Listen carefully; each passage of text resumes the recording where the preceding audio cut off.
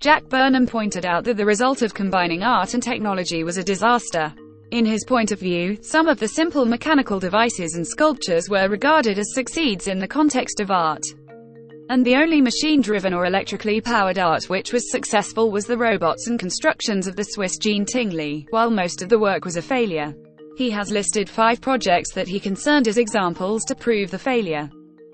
The 9 Evenings, the first outgrowth of the Experiments in Art and Technology Association (EAT), has received a lot of donations and funding. However, he described the project as an experiment in sociology instead of theatre and engineering, because the audience needs to endure all the technical problems and delays. For the Cybernetics Serendipity project, it was the first large-scale exhibition of post-machine art. The budget was so little that most of the computers and equipment were loaned.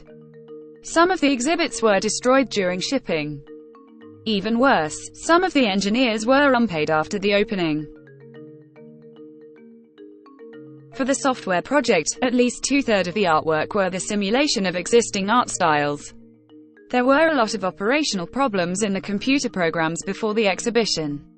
The show's space was damaged, and the computer was short-circuited by accident. He believed that there are some human factors affecting the exhibition. For the Center for Advanced Visual Studies project, the center did not have enough funding.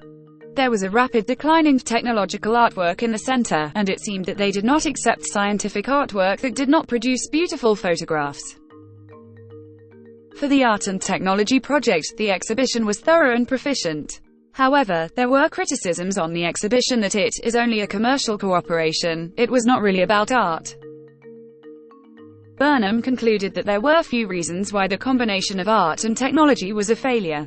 Besides budget and knowledge, one of the reasons was that people, especially art critics, refused to juxtapose art and technology.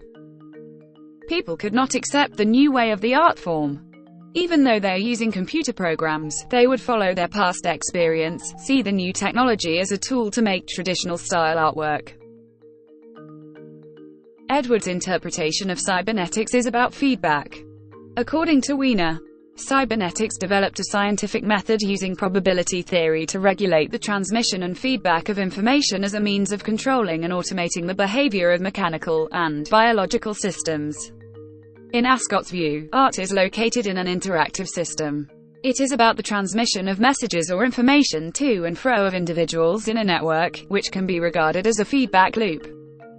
Artists are not showing their work unilaterally. With the concept of cybernetics, the artwork is interactive and may be experimental. Artists are focusing on a new angle. When creating an artwork, they give more attention on the process of making the artwork and the feedback from the audience. They concern with the feedback or even let the audience participate in the process of making artwork. A typical example that mentioned by Edward was 4 minutes 33 seconds composed by John Cage. The song has no musical notes. The piece lets the audience pay attention to the ambient sounds. Also, the sound made by the audience will become part of the music piece too. This example illustrated the experimental artwork. In these ways, 20th century experimental art tended to focus on temporality, to put art into motion, to utilize the concept of feedback, and to invoke interaction with the viewer. And this is the way how cybernetics converged with art. Ascott also applied the theory of art and cybernetics to pedagogy. He complemented in trying to clarify the relationship between art, science and behavior. I have found myself able to become involved in a teaching situation without compromising my work.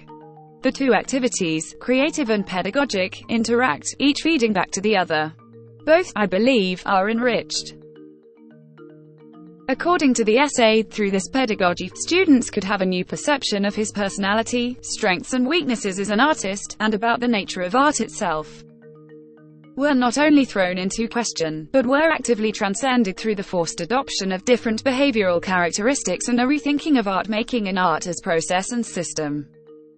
It can provide an alternative way for students to understand themselves in how they see and make art.